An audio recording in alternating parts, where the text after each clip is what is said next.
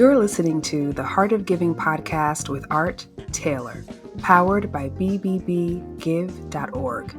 Here we explore the motivations that form the basis of giving and service.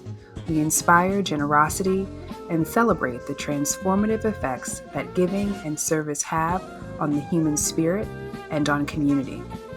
The conversations featured on the podcast also uncover giving strategies that educate and provide tools to help listeners make impactful gifts of both their time and money. We hope you enjoy this episode. Welcome to the Heart of Giving podcast, powered by bbbgive.org. Give.org is the nation's standards-based charity evaluator, and it's your one-stop source for information on giving and reports on the most asked about charities.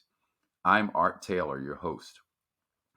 There are many ways of contributing to society and creating social good.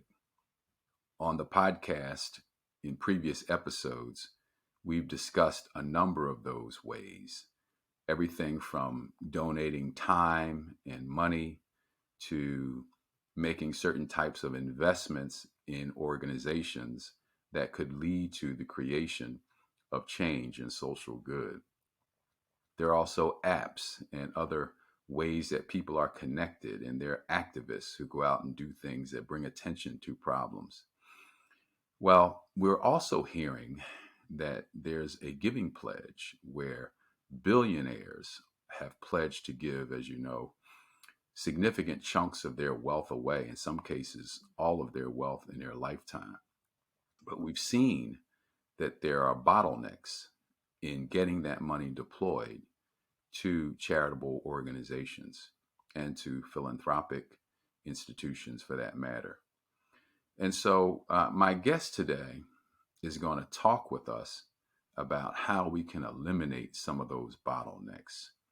Sean Davis is the founder and CEO of Merton Capital Partners, and his firm is set up to help billionaires think about deploying some of those resources with actual late-stage for-profit organizations, for-profit companies, because those institutions in Sean's purview have the scale to actually achieve social good. So we're going to talk with Sean. Sean, welcome to the Heart of Giving podcast. Thank you, Art. It's a pleasure to be here. So, Sean, you know I'm going to start off with a quote from Tom Merton that is on your website that I find a fascinating way to break the ice, so to speak, for our discussion today. And the quote is, "If you want to identify me, ask me not where I live or what I like to eat or how I comb my hair, but ask me what I am living for in detail. Ask me what I think is keeping me from living fully for the thing that I want to live for." Tom Merton. So with that, what would you say you're living for? How would you respond to that quote? Yeah, I know. I mean, I think that's definitely how I've arrived to where I am.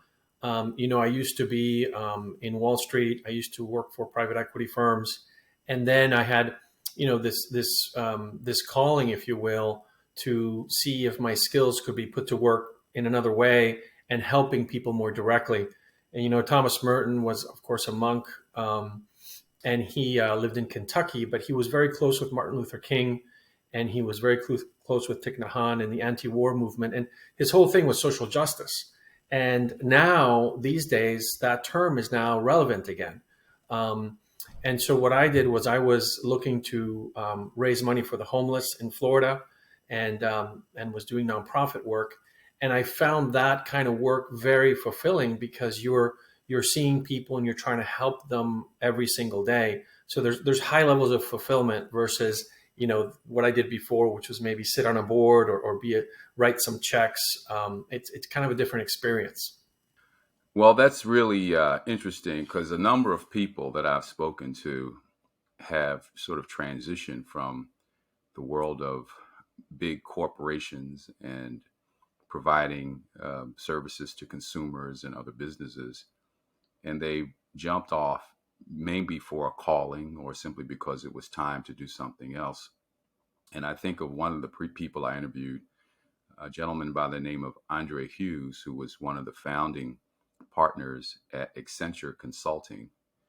And Andre talks about almost a road to Damascus experience, if you would, where he was told in his mind by a higher power that he should be using his skills for social good. And he went out and started a venture to help digitize charity information so that it could achieve greater scale. And the two of you seem somewhat aligned in this desire to take charity work to scale. Your approach is through better financing of charitable dollars, of making sure that this great wealth that is consolidated in the hands of 3,000 or so billionaires can actually be deployed for social good. And you have an interesting approach in that you believe that some of this money certainly should go to charities, but that charities seem to have some bottlenecks. There's a bottleneck issue that we need to get beyond. How do you see us getting past this bottleneck, and where does this bottleneck come from? Yeah, I think that's a great question, and that's at the heart of kind of where we are. Because I came from the world of later stage private equity, I had this kind of idea of, how do we finance affordable housing, for example, for the homeless, not just one building or two buildings, but the whole need for a county or a state or even the country. What I found was working in nonprofits that because we've starved nonprofits from resources to invest in a lot of key management areas like planning and like systems, nonprofits aren't generally ready to take in $100 million or $200 million and quickly scale. Of course, everybody would like to take that money, but it's very hard. And people who are specializing in giving at that level find that there are very few nonprofits that are really ready to double in size or triple in size. And if you don't have those systems in place and the management teams in place and the planning in place, it's even hard to justify those gifts to begin with. And so that's kind of what I saw as, and I called the giving pledge bottleneck, was that, the original signers of the giving pledge and those who have come on board, even a few weeks ago, there were 14 new ones. Their wealth continues to accumulate in huge volumes. And the giving rates are very small because nobody's really coming to them every week and saying, here's a $200 million plan to end this problem in Tulsa, Oklahoma. And here's another $500 million plan to do this. And so we really can't expect billionaires to just give up their day jobs and just, build teams to go deploy their capital per se. And so there is definitely a bottleneck that has gotten worse. And there is a solution, but that's kind of what the problem is in short. Yeah. So have you seen any willingness on the part of some of these highly financed and highly wealthy individuals to support this type of initiative? Yeah, definitely. I mean, there have been several initiatives. One of the most interesting ones to me is Blue Meridian Partners, that obviously came out of the Edna McConnell Clark Foundation. And they were able to attract a group of 15 or 20 billionaires to basically co-invest in the large grants that they were already giving to a few nonprofits. So the idea was, let's give more money to fewer nonprofits. And they've been working on, investing, deploying $200 million per nonprofit, which is a huge amount.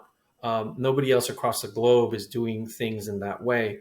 But it's not just a grant. It's really working with them to develop a 5 or a 10-year detailed plan to see how that would work.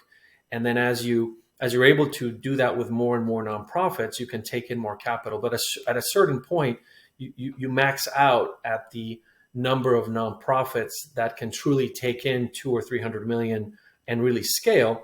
unless you're taking the McKinsey Scott approach, which is a sort of a trust-based philanthropy where you're giving $50 million or so to nonprofits you haven't really met and have no real strings attached. And that's also another beautiful way to scale things, but it's less based on detailed growth plans, if you will. So now, if I were to ask you, as someone who's in the nonprofit sector, whether where do you believe that these numbers are coming from? For instance, one of the points you make is that there are only a certain number of nonprofits that are able to handle that amount of money. What do you believe that number is currently? Where are we in terms of the numbers of nonprofits that you believe could handle seriously solving those kinds of problems? Right. I think the number is quite small. Like anecdotally, from the people that I've spoken with at these different groups, they're struggling to find a nonprofit that can take in 200 million. Now, it's important to clarify that when I say take in, I mean to truly scale their operation and kind of build out. It's not necessarily to endow programs or to build a few buildings. And even 200 million locally it's hard to solve any problem, even say at a county level, with $200 million. Now when you're talking about national or global, you're talking about much larger amounts. And so the question is, how much can they take in during a 10-year period? But I would say, in my book, I talk about, even if we found 150 nonprofits that could take in $200 million, that's $30 billion, which is an ocean of money, but it's only 5% of the giving pledge in, when it was worth maybe 2 years ago. And so, there is a lot of room to scale nonprofits. And we need more people like Blue Meridian to do that on behalf of billionaires. We're basically outsourcing that process. But after a certain amount, if we really want to get the capital out, we have to look at for-profit companies, large private companies that can take in much larger amounts to do things that are uneconomical currently. So conceptually, what we're basically talking about is, let's max out the support to charities that are in a position to go to that scale, to go to scale. Let's max that out. And then, or at the same time, let's also look at for-profit solutions to some of these problems with companies that already have the scale and track record for delivering on some of these promises. Now, that critics will say, and I'm going to ask you what some of the critics are that you're getting, but some critics would say that when you mix business and nonprofit services, nonprofits may tend to lose because businesses are going to generally be focused on the marketplace and maximizing profit. How do we control for that, assuming that we want to, for instance, eliminate the debt that a housing developer gets and replace that with philanthropy?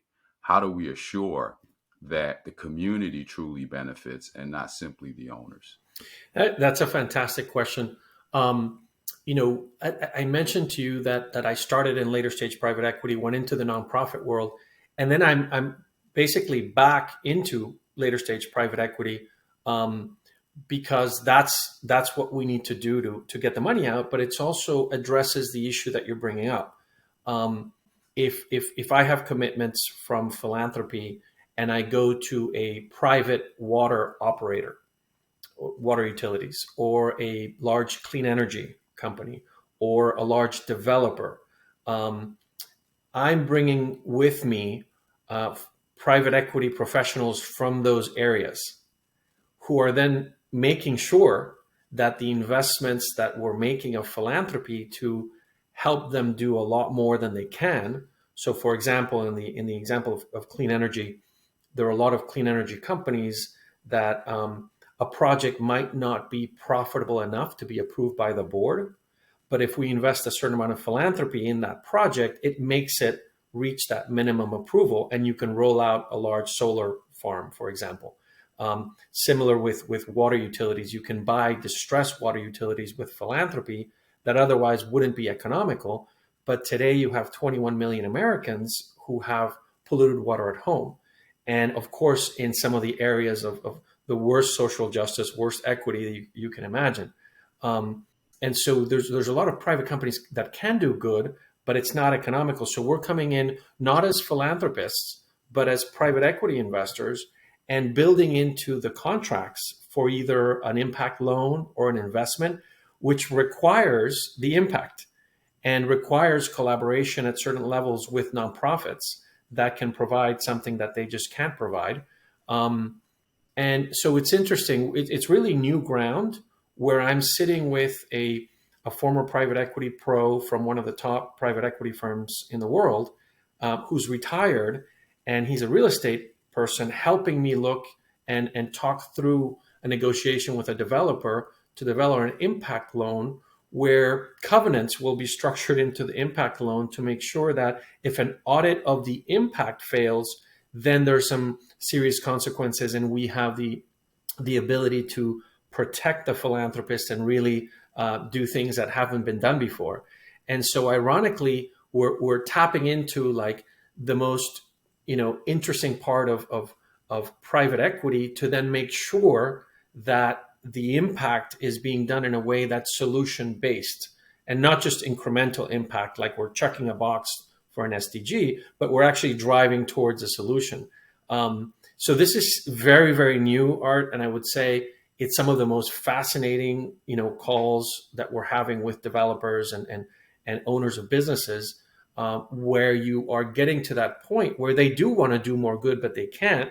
But then we want to be careful that the impact is prioritized because we're working for the philanthropist. So when I think about how companies are structured and some of the legal requirements that they have, do you see companies, for instance, that are in business, which most of them are, to maximize return to shareholders, prioritizing, even legally, how do they legally prioritize social good when, an investor, for instance, would say, great to do social good, but I want to make sure you're not wasting any of my investment on social goods ideas. I want you to do what needs to be done to maximize my return. Are we able to, for instance, avoid these kinds of potential shareholder derivative lawsuits and things that may come when an investor simply says, don't spend my money on that, spend my money on, maximizing my return. If you can raise the prices of these rents, raise the prices. I don't want you to get into contracts with people who are going to restrict that. Yeah, absolutely. And on the other side, on the flip side of that, there's a philanthropist who says, and some of these, old friends from 20 years ago when I was in private equity, and they're coming along and looking at these deals, they're saying, wait a second, why is this developer having upside from our philanthropy, on the other side of it? Yeah. And so we found these areas where we're looking at it from the point of view of here are massive business opportunities for the for-profit. So in the example of water infrastructure, there's 5,000 water utilities that can be purchased and upgraded. But today, without the philanthropy, those investors say, we can't do it. So the key is getting them to their minimum investment return so they can go ahead and purchase and upgrade those utilities. And we're making sure we're getting impact, but it's not at the cost of their minimum market return. Now, what we don't want to do is we want to make sure they don't, profit like way beyond their minimum return. So what we're creating are situations where they can do more business, have the same amount of profit, and be indifferent whether they're purchasing a utility which is okay or one which is truly abandoned and generating polluted water. Now, a lot of that, there's a million things to negotiate to make sure that neither side is getting taken advantage of. But the key point is that, we can deploy $1 billion of philanthropy in these water utilities, and then 10 billion, and then 100 billion. And at 100 billion, we get clean water to those 21 million Americans. But in the process, the private partners that are working with us are doing just as profitable deals in their core business. And that's what's so exciting about this. And then there's another part, which of course government money can also come into these deals, because essentially it's like philanthropy. And so there's a lot of components where we're looking for areas of great win-win, basically. Well, yeah, I would have assumed in some of these cases, particularly in the case of clean water, you might have government entities stepping in to sort of equalize the investment opportunity. And, maybe through some type of financial vehicle like a bond, or simply a philanthropic grant from the government, these kinds of things could happen. But I suspect there's no reason why private individuals couldn't do it as well. And the other question I have is, we could look at this as philanthropy. People can do whatever they want with their money. Why wouldn't we simply ask these investors or these wealthy individuals to take their money and invest in these entities and not complicate it with the philanthropic piece?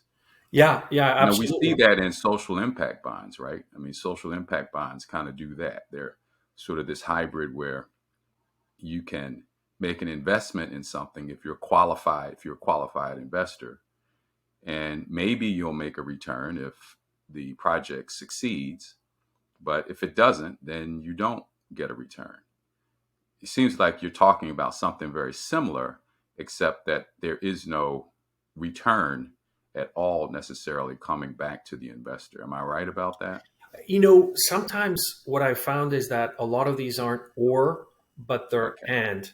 got it. So in the case of a large foundation that they want to put, philanthropy to work from the foundation, then that way, those are the types of investments that we're talking about currently.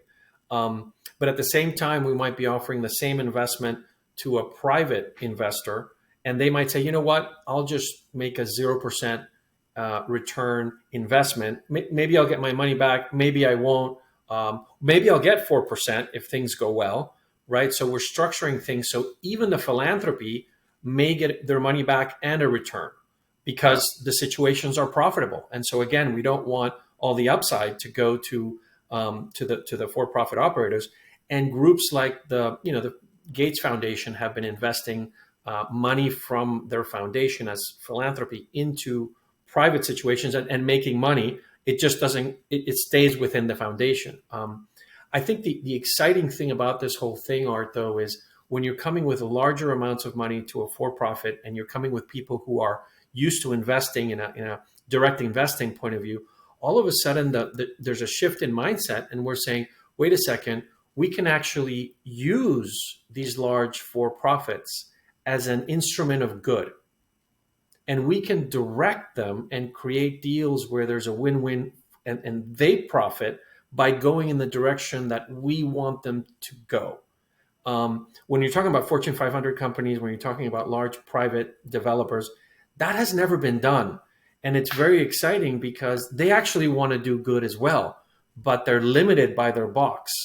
And so if we can expand that box in different ways, and like you said, either bring in for-profit investors that are more, impact first, but require less of a return, or straight philanthropy, then we have more levers.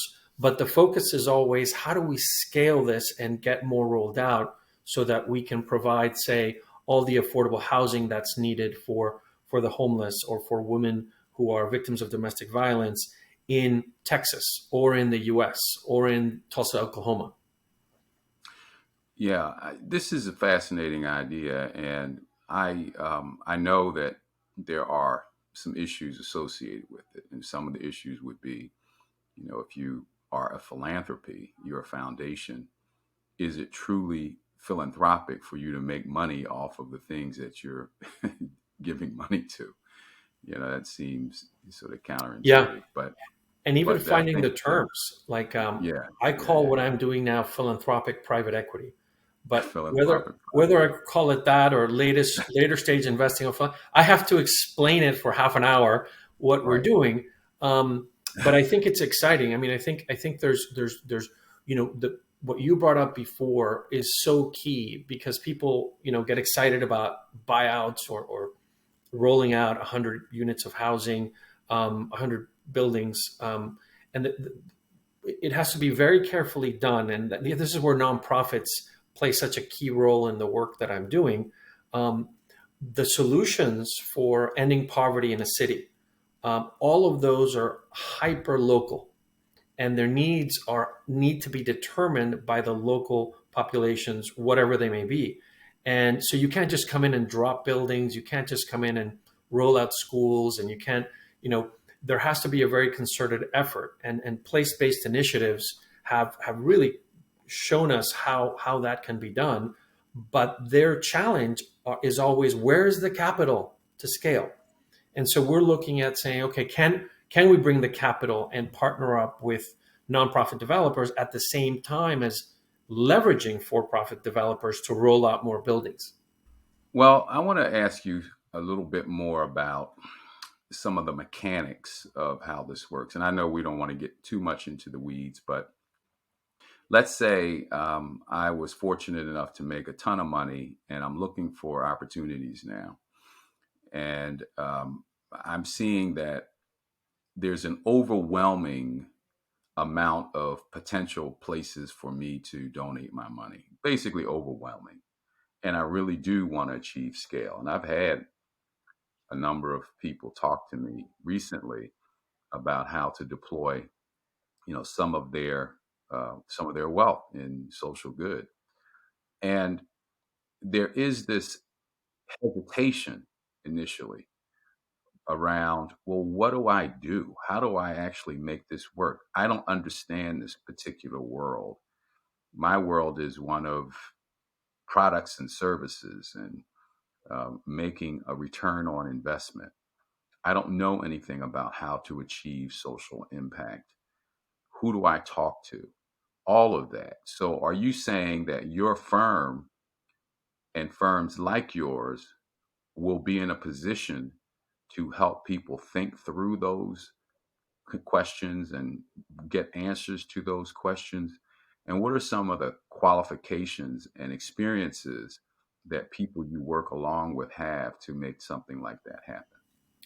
Yeah, no, and Art, of course, that's a very, we could spend hours talking just about that great question. I think part of it is like, what is the amount of money that people want to give away, right? And because capital campaigns, I think it's something like 40% or so of nonprofits are in a capital campaign nationally. So there are ample opportunities to do something of impact. The robotics machine for surgery in your local hospital. A new building for whatever nonprofit that we can find, Salvation Army. There's a lot of super important philanthropic gifts that can be made that have a lot of impact locally. Um, I think when you start getting into the world of, all right, I do that or I've done that, but now I want more scale. I want to really move the needle on something larger. I think you start entering the world of venture philanthropy, and groups like New Profit, groups like Red F, for years have been looking at how do you scale over many years and do multi-year grants, and they've been very successful at that level. The trouble is, of course, that the bigger a nonprofit gets, the more capital it needs to continue to grow, and it puts more stress on an already stressed system, especially on the fundraising side. But so it depends where they want to go. When you and you also need more money. Like it's if you really want to scale something, obviously you need the capital. So it's almost seeing where is that person in terms of the amount of gifts they want to give and the commitment for the longer term. And there's groups like us that can help with that. Having said that, we're focused more on the for-profits and taking philanthropy to the for-profits. but there will always be the Blue Meridians of the world and Co-Impact and Audacious that have lever for change. The MacArthur Foundation's, kind of scaling organization, they have projects currently that are on their website. Audacious has projects that can be funded today that are more at scale. And then you get into the question of how involved the person wants to be. So it's definitely interesting, but like you said, it's very confusing. It's where do I start? And philanthropy, obviously, the whole goal, going back to the Thomas Merton quote, is fulfillment, right? We want to feel like we're making a difference. And so engaging in whatever work you're doing is very important. And sometimes that's hard. And sometimes, it really has to be kind of central to what you're doing. And the last thing I would say around, if you're really looking at large scale, whether it's in for-profits or nonprofits, I was speaking at a conference in Austin a couple of years ago, and I said, just look for the local venture capitalist in town. Just get 4 or 5 of them together and say, I need a 10-year plan to end this. And we need a company, we need a management team. And who is that management team, be it nonprofit or for-profit? How do we improve that management team that's been starved for resources? And how do we get from A to Z? It's not hard from a planning point of view. It's more that it's not being done so far today. So here's another question for you relative to how we might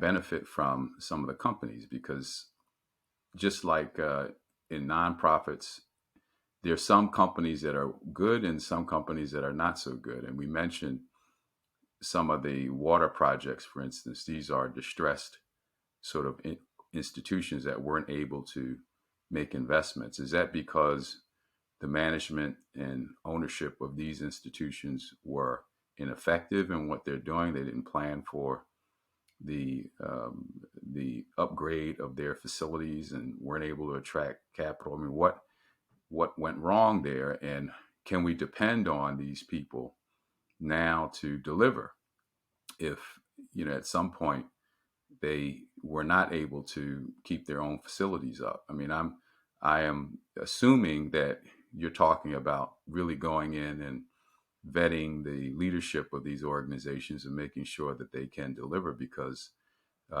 we can't simply assume that because they're for profit that they can actually solve the problem and they can operate effectively. Am I correct in saying that? Yeah, 100%. And going back a little bit also to your last question, writing grants, writing checks is one exercise, but then venture philanthropy and scaling nonprofits, it's riskier for the because you're dealing with changes to an organization, not just supporting an organization. And then when you're getting into the for-profit space, absolutely, it's private equity, it's venture capital. You have to back the top management teams, and that's what we're looking at. So in the case of water, it's not that we're going to each utility and looking to have them continue to run it. A lot of these are just tiny utilities that ran out of money. They can't access the bond markets. They can't upgrade. The tax base isn't there. And so we're actually investing in larger water utilities that they are going to go and purchase and upgrade and run those utilities. So we're looking at that management team to do that. But it's truly fascinating because, it's easy to get lost in, okay, there's so much impact, there's so much philanthropy. What do we look at? And really what we're focused on is, where can you really deploy $100 billion of philanthropy? Now that's like an insane statement, because that has never been done, but the capital is there and it's sitting there. And so we have to work with the nonprofits and with the investment banks and with the private equity firms and see how we can do that. And what we're looking at are these really large vehicles, because just like in water, affordable housing is the same story. The tax credit funds that we have in the U.S. run out at a certain amount, and the affordability of buildings that are being started also run out at a certain amount. And so how do we grow that pool? Well, if we use philanthropy to augment tax credit money, we can roll out 20 buildings in Austin tomorrow. Start the process. And by the way, there are 9% tax credit deals that go unfunded in many cities in America, where one developer gets the deal, 20 don't, and they need 10 or $20 million in tax credit to do the building. And philanthropy can just step into all of those and really. So we're talking about 100 billion of philanthropy deployed into for-profit affordable housing developers, which, as you can imagine, they would be delighted to take the capital, right? Because they make the same profit. They make the same amount of money, maybe even a little bit less because of the way we would structure the deals. But, they get to do more business. And it's very frustrating to have land ready, all the permits for a 300 unit building that's going to help a lot of the issues that we have, and they can't go forward with them. And the philanthropists don't know that they can step into that tax credit part of the capital structure. Well, Sean, we're getting to the end, but I wanted to just put this out there. I believe that there are many charitable organizations out there that can scale if they had the resources. They have the know-how, they have the ability, they have the track record, they have all of what it takes to scale. We might ask whether the service or product that they're trying to scale will ultimately solve the problem. But I think that's going to be true whether it's for profit or not for profit. A lot of these ideas are still going to be tested when you get them to scale, because we don't have them at scale right now. It's still a test as to whether it can happen. So I'm really eager to figure out ways to get more nonprofits to be in a position to receive those large gifts. And one way might be through collaborative efforts of nonprofits themselves. And I've been one to really push for more nonprofit collaboration. And if maybe organizations could work together to solve certain problems along a continuum. Let's assume, for instance, that we're talking about homelessness. Well, as you and I know, getting a person off the street might be the easiest part of it. But then it's keeping them off the street, getting them to a place where they have the health care that they need, they have the services that they need, they get the education, they get a job, they get the supports in other ways that will keep them off the street.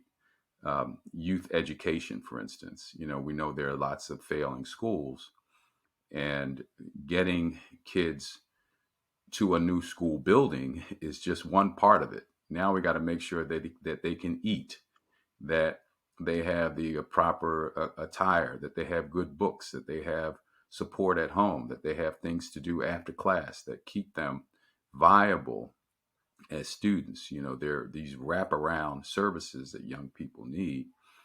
And nonprofits working together could organize along that continuum of services to solve the holistic problem. I can see companies working within that continuum as well. I mean, maybe the company does the development, but then the nonprofits provide those wraparound services for those homeless people. Maybe the for-profit builds the schools and maybe provides some of the other services like food, for instance, that schools need. But the nonprofits then are part of projects that give the wraparound services. And I'm hopeful that as you talk to your investors, that you'll take this holistic approach, Sean, so that what the businesses are best able to do doesn't fail simply because there aren't others who are skilled at doing the other parts of this, are actually able to participate and really serve that need. So I wonder if it's possible for those kinds of conversations to take place, so that when you're talking with these investors, you can say, we're also building in funding to really solve the problem. It's not simply the assets that we need to put in place to house them. We're also wanting to make sure that we're funding these other services that these people need. in order to stay off the streets once we provide the facilities for them. Just something to think about. Yeah, absolutely. I mean, my dream would be, at one level for every mid-sized nonprofit in every city to be able to answer the question, how much? And not just answer it verbally, but to have a detailed 10-year plan. And what's interesting is that there are venture capitalists or bankers, but there's also MBAs who would love to do that plan for a summer project or for a class. Solving, what would it take for each of those problems in that location. And yes, absolutely, the collaboration is so key. And that's exactly what we're working on, is baking into the for-profit deals the contract money, so to speak, for the nonprofits, but also knowing that we need to help them scale to provide the services at scale in that city, That's right. and that's also a challenge. And so, absolutely, it goes hand in hand. But I would always say you always need the plan to grow the pie beyond collaboration, and have the 10-year details on how you get there. I think that's the next step. And again, it's so many MBAs are there dying to do something with social impact. Well, Sean, this has been great. Can you tell me about, just plug your book real quick so that people can get it and understand more about what we've been talking about today? Yeah, sure. Thank you. So the book is called Solving the Giving Pledge Bottleneck, and it's on Amazon or Springer, which is the publisher. And it is just a step-by-step helping to see, help people understand how you go from the nonprofit you love to scaling, some of the issues of scaling, who's doing scaling, what is venture philanthropy, and this new area of, if you will, philanthropic private equity. And it's always a win-win. There's space for everybody, and there needs to be collaboration, but we need to understand what's on the other side of the fence that can be very useful to us, especially as every CEO in America that from a publicly traded company needs to do more impact. And the days of incremental impact are going to be coming to an end, and people are looking for solution-based impact. And that's all very new, but all the pieces are there to make it happen. Yeah, well, deploying the money is really important. And regardless of how we do it, having it just sit there is not helping anybody. So if we can't get it to nonprofits, or if we can max out what we can give to nonprofits, which is my preferable way of doing it, let's max out what we can get to nonprofits. And there got to be better ways of figuring that out. Then let's not let the money sit in investment accounts somewhere, not being deployed for social good. Let's get it out. And even if we have to use some of these more innovative approaches through companies that are later stage. Well, Sean, I've been with Sean Davis, who is the founder and CEO of Merton Capital, and we've been having this wonderful conversation. I hope you'll reach out to Sean, find him on LinkedIn if you have ideas for him. And for all of you who are listening for the first time to this podcast, I hope you'll subscribe and find some of our other episodes as well. We've enjoyed having Sean, and you can also help our podcast by subscribing on Patreon, making a contribution on Patreon. And we appreciate all of you for listening. Thank you for listening to the show. Thank you, Art. Well, you've been listening to the Heart of Giving podcast. My guest has been Sean Davis, who is the founder and CEO of Merton Capital. Sean, I want to thank you so much for joining us on this episode. And for all of our listeners, if you're listening for the first time and you'd like to subscribe, you can do that on all major podcast platforms. And I hope you will not only listen, but subscribe. And if you want to donate to us, you can donate by going to patreon.com or going to give.org and clicking on the donate button. And there you can make a donation to support the work of the Wise Giving Alliance. We would certainly appreciate that. If you would like to also leave a review on Apple Podcasts, that would be great as well. because it also helps us build audience. Thank you for listening. You've just listened to the Heart of Giving podcast with Art Taylor. Be sure to tune in next time for a brand new episode. To listen to our other interviews, visit heartgiving.podbean.com. That's heartgiving.podbean.com. Subscribe to our show on major podcast platforms. The thoughts and opinions expressed on this podcast are the views and opinions of the guests, not those of the BBB Wise Giving Alliance or program affiliates. This podcast is for information and educational purposes only and is copyrighted with all rights reserved. This podcast is protected by Podbean's terms of service.